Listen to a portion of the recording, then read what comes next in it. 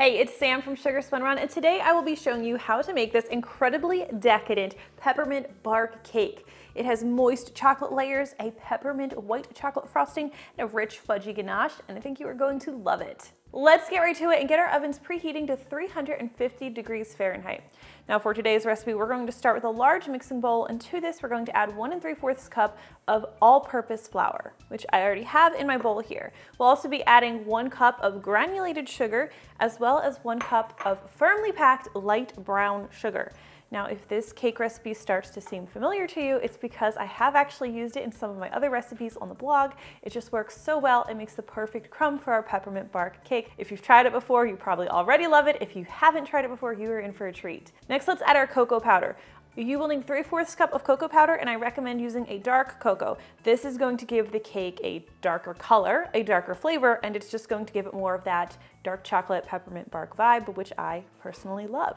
Next, you'll need 1 1/2 teaspoons of baking soda and just 3/4 teaspoon of table salt. Go ahead and sprinkle that in, and we'll whisk everything together until this is nicely combined. You want to get those brown sugar clumps broken up if there are any in there. This cake batter comes together really fast in just one mixing bowl. We're also sort of using the reverse creaming method rather than a more traditional creaming method. And what this does is it makes it a lot less likely for you to accidentally overmix your cake. That can be a big problem with making cakes, but you're not going to have to worry about it here. All right, next thing we're going to add is 1/2 cup of melted unsalted butter. Drizzle that right in. Next up, you're going to need 2/3 cup of a neutral cooking oil. This could be canola oil or vegetable oil, but I personally have been using avocado oil recently with great results. I love using this combo of both oil and butter because you get all of that great flavor from the butter, but if we were to just use butter, it can actually end up making your cake a little bit more dry, especially if you refrigerate it. Oil is not going to do that. It keeps the cake super moist. Now today's recipe could be made completely by hand, or you could make it in your stand mixer, but today I'm going to be using my electric hand mixer instead. Now I'll stir together these ingredients until all of the dry ingredients are coated with the butter and the oil. If you're doing this part by hand, the dough can get a little bit stiff, but you should be able to get it all together. Just put a little muscle into it. All right, once that's looking nicely combined, we'll add our eggs. I'm just going to use one of my sugar bowls for cracking them. We'll be using 2 large eggs. I do recommend that your eggs and all of your ingredients be room temperature. This is going to make your batter just combine more easily for you. So there's 1 egg, 2. I don't even know how I got all that chocolate all over my hands. Next, we will add 2 teaspoons of vanilla extract. All right, let's stir everything together until those eggs are nicely incorporated into the batter. Adding cold eggs can be problematic because it can sort of seize up the batter a little bit, and then it won't be nice and uniform.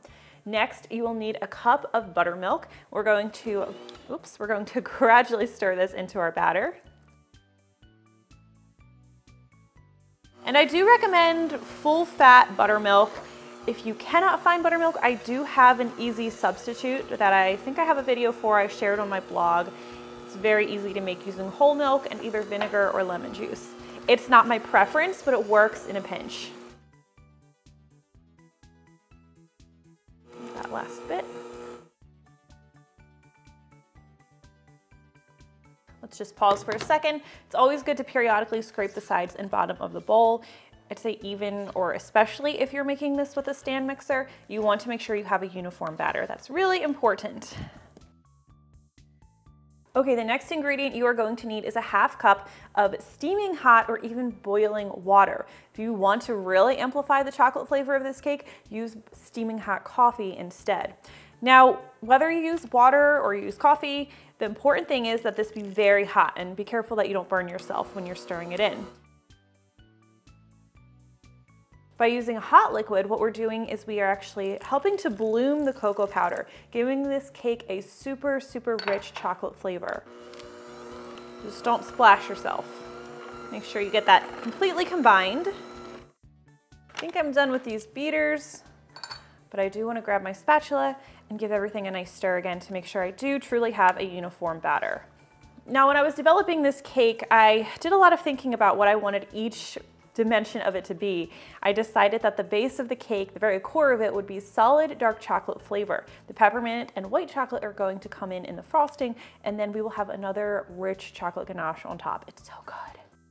All right, this is looking pretty good, so let me grab my baking pans. So for today's recipe, I'm going to be baking it in 3 9-inch pans.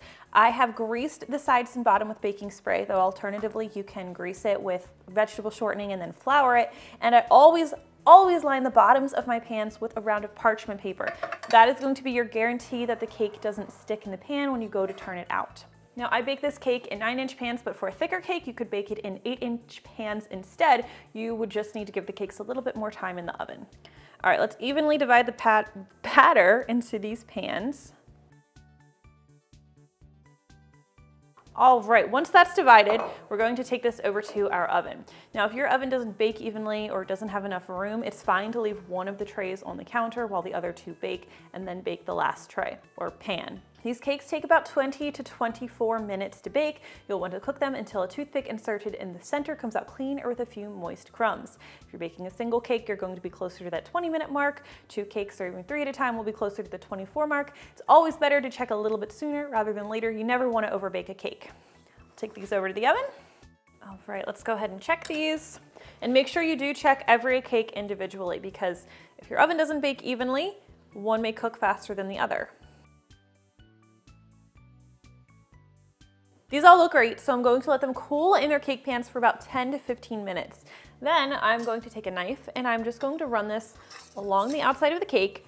It shouldn't have stuck, but just in case it did, this will loosen the cake from the pan. And then we will carefully invert each cake onto a cooling rack to cool completely. And the cakes do have to be 100% cooled before you can ice them, otherwise your frosting will melt. And look at that, with the parchment paper, I know it's going to come out completely clean every time. And I love this stacking cooling rack because I can cool them without taking up much space. So while the cakes are cooling, we can start preparing our frosting. As I said earlier, this is a white chocolate peppermint frosting, which fits perfectly well with the peppermint bark theme. We will start with 12 ounces of white chocolate. I recommend a quality chocolate, like a nice baking bar. These are chopped up, I think, Ghirardelli baking bars that I'm using, and I'm going to melt them in the microwave. I'll toss this in the microwave for about 25 seconds, stir well, and then I'll heat in 15 to 25-second intervals, stirring well in between until the chocolate is completely smooth and melted.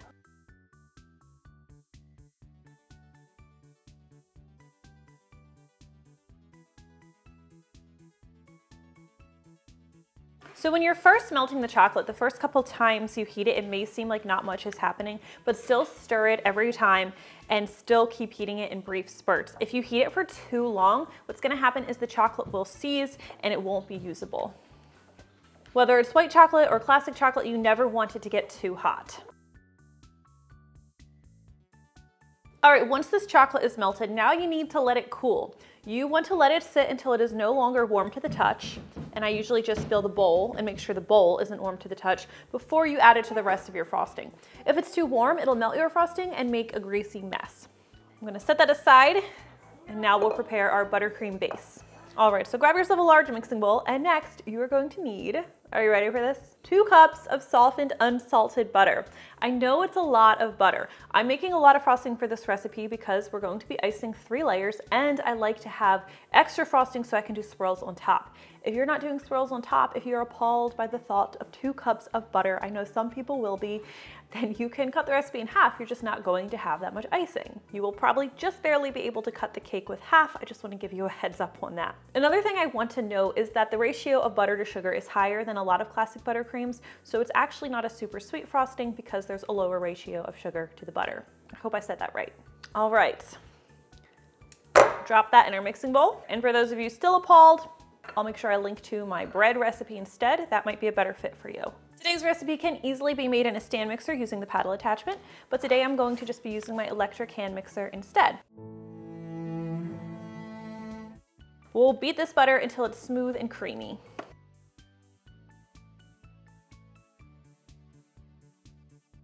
All right, let's check on our butter. and it should not be warm to the touch, but it also shouldn't have re-solidified. I'm actually pretty happy with this, so I'm going to go ahead and drizzle it in.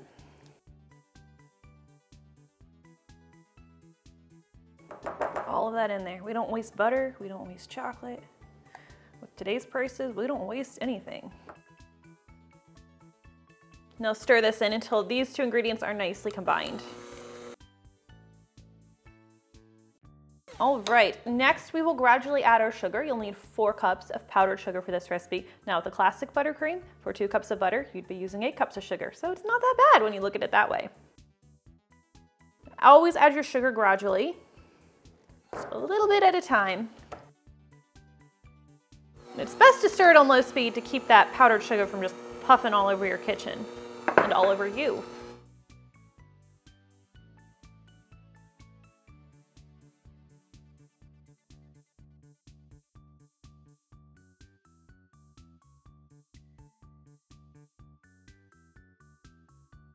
All right, once everything is mostly combined, we'll add our flavorings. We'll start with 2½ teaspoons of peppermint extract. This is peppermint and not mint extract. That is a different minty flavor profile. I'm not sure if you can hear my cat, but she is not happy with me right now. We're also going to add just a little bit of vanilla. I don't like to use too much because it could overwhelm the peppermint, but a little bit sort of balances the flavor, mellows it out a little bit, just rounds it out nicely. This is just a 4th teaspoon of vanilla extract. We're also going to add just a pinch of table salt, or you could use fine sea salt. It's an 1/8 teaspoon, precisely an 1/8 teaspoon. Now stir everything together. I do like to run the mixer on high speed just to whip a little bit of air in there. You don't want to do too much, but high speed will help fluff up the frosting a bit. Of course, scrape the sides and bottom of the bowl. And then one more quick mix with the mixer and we will frost our cakes.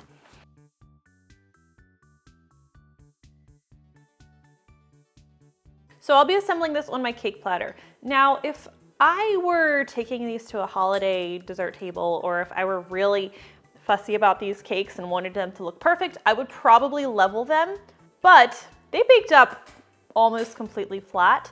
I know they're not exactly flat, but this cake is just being eaten by my family, so I'm very comfortable not leveling these.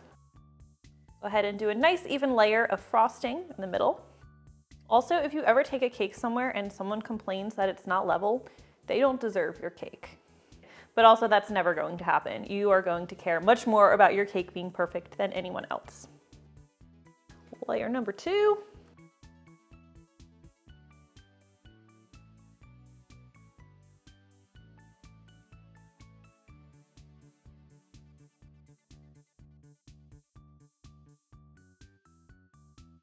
So for a smooth exterior to your cake, it's a good idea to do a super thin layer of frosting around the edge, make sure it's completely coated, and then pop this in the freezer for like 10 or 15 minutes, and then you can do your second layer of frosting over top and it won't have any crumbs in it.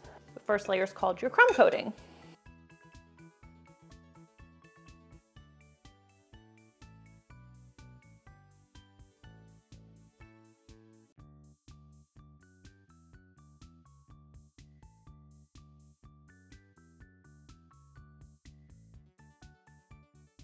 All right, now I'm going to just pop this in the fridge or the freezer while I prepare the ganache drip. The ganache comes together very easily, especially if you make it my super easy microwave cheater way. You're just going to need 4 ounces of either finely chopped chocolate bar, or I'm just using Couverture chocolate. To that, we'll add a 1/2 cup of heavy cream.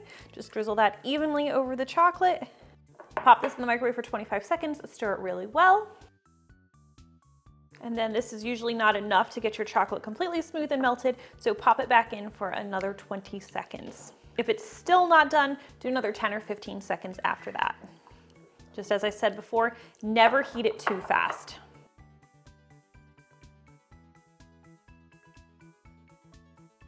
And it usually does look very piecey and separated and like it's not going to come together at first. Just keep mixing, it will come together. This was a total of 50 seconds. But if I had just given it one quick stir, I might think it wasn't warm enough, but I just gave it a little bit more effort, kept on mixing, and look, now I have a perfectly smooth, completely melted ganache. Now, some people are more talented than I and will just do their ganache drip by pouring it off their spoon. I'm not that talented. I'm not even talented enough to pour the ganache directly from the bowl into the bottle I'll be using, but I prefer to use one of these squeeze bottles. And like I said, I first pour it into something with a spout so I can easily transfer it. A good rule of thumb is to let the ganache cool a little bit before you use it. I usually like to let mine sit like 5 to 10 minutes. It's always a good idea to test it on something and make sure that if you are going to be dripping it over an edge, it doesn't just drop straight to the bottom. You want to see it trailing slowly, otherwise it's just going to fall right to the bottom of your cake. This actually looks pretty good. Let me grab my cake. Do a nice quick drip. That is not my best work. Sorry guys, I tried to do this facing the camera, but my hands just don't work that way. I can only do a drip one way, evidently. I do have a detailed tutorial on how to do a ganache drip. I'll try to remember to link to that because I have a video, I have a full blog post on it. Getting a little messy as I try to do this without blocking the camera. All right, let's fill in the top.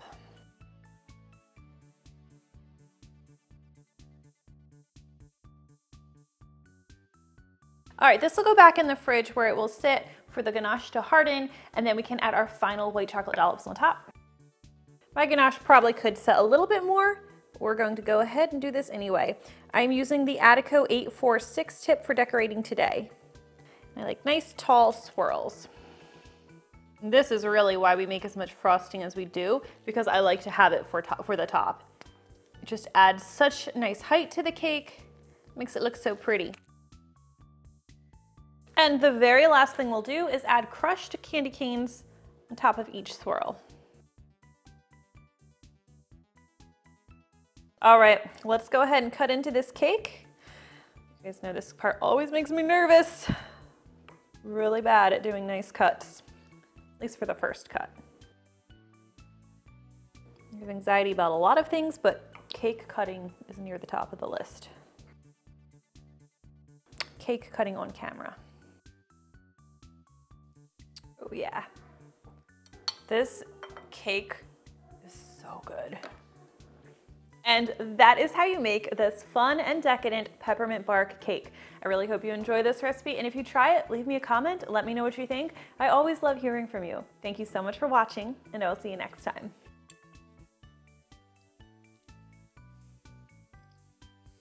It tastes like Christmas, and it makes me so happy. That has been, I can't think about math right now. Now, once that's nicely divided, I'm really struggling with my words. Saucy. You want to get chocolate or regular chocolate to get, all right, now I'll usually, we don't do health food around here.